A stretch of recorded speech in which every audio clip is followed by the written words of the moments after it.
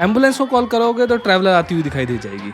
बच्चों को स्कूल भेजना हो तो ट्रैवलर किस दिन काम आएगी। पहाड़ों पर ट्रैवल करना हो तो ट्रैवलर ही बुक करी जाएगी। और डिलीवरी वैन, कैरावैन और फूड ट्रक के तौर पर भी ये यूज होती हुई दिख जाएगी। अरे वाह, ये तो राइम हो गया। फोर्स मोटर्स की ट्रैवलर्स भारत की धरती पर इतने अलग अलग कामों में इस्तेमाल करी जाती है कि शायद कोई और ही गाड़ी ऐसी होगी जिसके साथ ऐसा होता हो। फोर्स ट्रैवलर्स 13 से ज्यादा कॉन्फ़िगरेशंस में अवेलेबल है और इसकी स्टार्टिंग प्राइस सिर्फ 14 लाख रुपए से चालू हो जाती है, जो कि क्रिस्टा से भी 5 लाख कम है।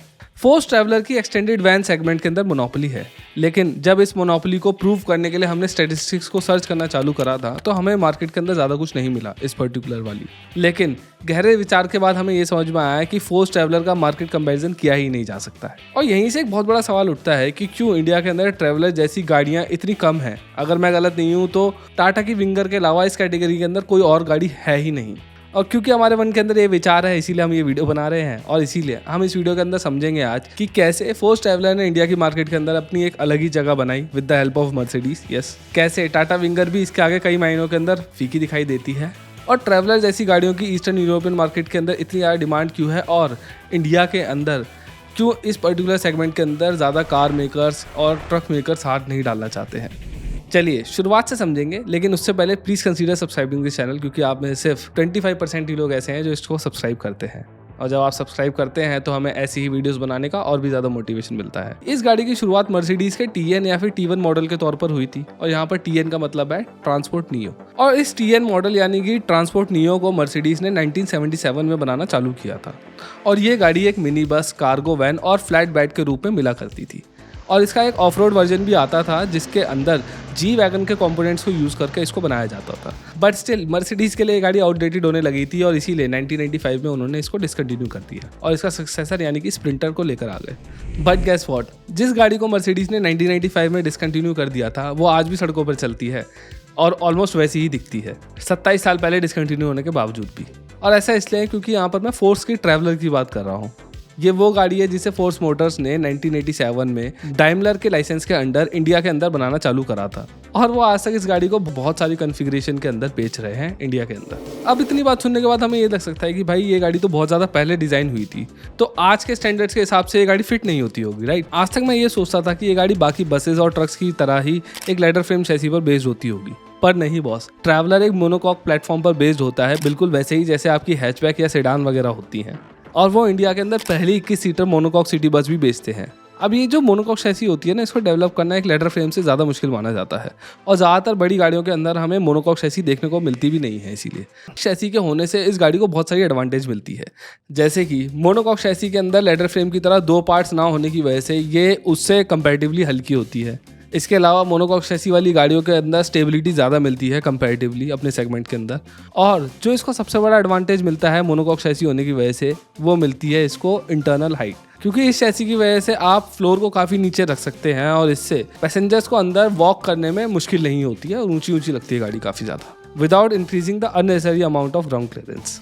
अब अगर हम इसके इंजन की बात करें तो बॉस, इसका इंजन अपने आप में ही एक कहानी है। ये जो फोर्स का 2.6 CR डीजल इंजन है वो उनकी हर एक गाड़ी के अंदर इस्तेमाल होता है, और इसके अंदर Traveller, T Rex, Urbania, Gurkha, City Line शामिल है। अब अगर आप ट्रैवलर के बारे में समझ चुके हैं इन एंड आउट, तो अब हम इसके एक और इकलौते कंपेटिटर की बात भी कर लेते हैं, यानी कि विंगर के बारे में। विंगर को भी ट्रैवलर की तरह ही कई चीज़ों के अंदर इस्तेमाल किया जाता है, लेकिन ये कई मामलों में ट्रैवलर से पीछे दिखाई देता है, मैं पर्सनली मानता हूँ ऐसा। जैसे कि इसके अंदर 2.2 लीटर का इंजन आता है जो कि 99 bhp और 200 Nm का ही टॉर्क निकाल के देता है, जो कि 350 Nm के टॉर्क यानी कि जो उसमें मिलता है ट्रैवलर में उससे काफ़ी कम है। इसके अलावा फोर्स ट्रैवलर की जो ग्राउंड क्लियरेंस है वो 200 mm की है और विंगर की सिर्फ 180 mm की है, यानी कि 20 mm कम। इवन दो ये गाड़ी यानी कि जो विंगर है वो एक लेडर फ्रेम शैसी पर बेस्ड गाड़ी है। इसके अलावा ट्रैवलर के अंदर विंगर के मुकाबले कई गुना ज़्यादा कस्टमाइजेशन ऑप्शंस अवेलेबल हैं, क्योंकि ये कई वेरिएंट्स में आता है और इस गाड़ी को काफ़ी ज़्यादा रॉ रखा जाता है जब ये कस्टमर को डिलीवर करते हैं, और इसीलिए शायद कई लोग इसको 5 लोगों के सोने लायक भी बना देते हैं एज ए कैरावैन यूज़ करने के लिए ना। इवन दो ये गाड़ी काफ़ी ज़्यादा वर्सेटाइल है, फिर भी हमें ये देखने को मिलता है कि बहुत सारे मैन्युफैक्चरर्स ऐसी गाड़ियाँ बनाने से बचते हैं, और इसीलिए हमें सिर्फ विंगर ही इसका कॉम्पिटिशन देखने को मिलता है। तो आखिर ऐसा क्यों है? इसके पीछे जो सबसे बड़ा रीज़न है वो है डिमांड। फॉर एग्जांपल हम यहाँ पर ईस्टर्न यूरोप की बात कर लेते हैं। ईस्टर्न यूरोप के कई देशों में जैसे कि आर्मेनिया, जॉर्जिया, लाटविया और एस्टोनिया वगैरह में ये गाड़ियाँ एक सेट राउट पर चलती हैं, जैसे कि इंडिया के अंदर बसेस चलती हैं, और इन्हें वहाँ पर माशरूत का बोला जाता है। और ऐसा मेजरली रशिया की वजह से हुआ वहाँ पर, क्योंकि रशिया के अंदर 1992 से पहले ऐसी गाड़ियों को टैक्सी के तरीके से यूज़ किया जाता था, और इसीलिए माशरूत का इतनी ज़्यादा फेमस हो गई रशिया में और अगल बगल के देशों में फैल गई। और इसीलिए कई कार मेकर्स ने रशिया के अंदर ऐसी गाड़ियों को डेवलप करने पर काफ़ी ज़्यादा इन्वेस्ट करा।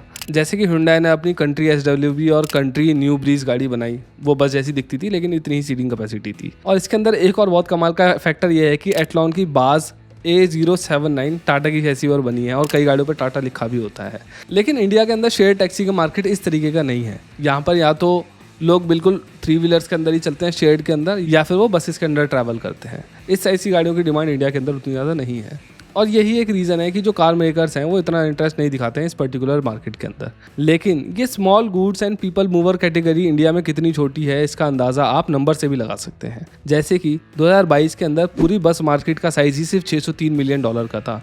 अब मैं इसको सिर्फ इसलिए बोल रहा हूँ क्योंकि इंडिया के अंदर सेम ईयर के अंदर ट्रक मार्केट का साइज जो था वो था $20 बिलियन का। अब यहाँ पर आप फ़र्क अपने आप ही देख सकते हैं कितना बड़ा है। लेकिन सिर्फ इतना ही नहीं है, अगर आप कैलेंडर ईयर 2018 से कंपैरिजन करें 2019 के बीच में, तो आपको ये समझ में आएगा कि इसके अंदर मिनी बस की जो मार्केट है वो एकदम स्टैग्नेंट थी, कुछ ग्रोथ नहीं हो रही थी उसके अंदर। और जो LED भी है यानी कि लाइट ड्यूटी बसेस, उनका तो 2% मार्केट शेयर गिरा ही था। और इसका एक बड़ा रीज़न ये है कि इंडिया के अंदर बाकी देशों जैसे कलेक्टिवली पब्लिक ट्रांसपोर्ट का यूज़ करने का उतना ट्रेंड ना होना, जैसा कि अभी मैंने ईस्टर्न यूरोप के एग्जाम्पल से अभी आपको समझाया था। लेकिन अगर हम बाकी देशों को देखें जैसे कि चाइना को देखें, तो वो 2023 के अंदर भी लीडिंग प्लेयर हैं इस बस वाले सेगमेंट के अंदर, और उनकी बसेस की मार्केट लगभग $4.8 बिलियन की है। और ऐसा इसलिए क्योंकि वहाँ पर सरकारें लोगों को बढ़ावा देती हैं कि वो पब्लिक ट्रांसपोर्ट को यूज़ करें, और वो ऐसा इसलिए करते हैं ताकि उनकी जो ऑयल इंपोर्ट्स पर निर्भरता है वो कम हो सके। लेकिन बाहर की बात से हटकर अगर हम वापस से इंडिया की बात करें, तो अब तक हम ये तो समझ ही चुके हैं कि ऐसी गाड़ियों की मार्केट इंडिया के अंदर बहुत ज़्यादा कम है।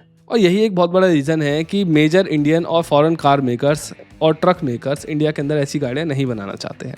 चलिए इस वीडियो में बस इतना ही। अगर आपको मेरी ये वीडियो पसंद आई हो तो please consider subscribing this channel. इस वीडियो को लाइक करिए, शेयर करिए और कमेंट्स में अपने विचार फोर्स मोटर्स की इस गाड़ी के बारे में ज़रूर छोड़िए। Thank you.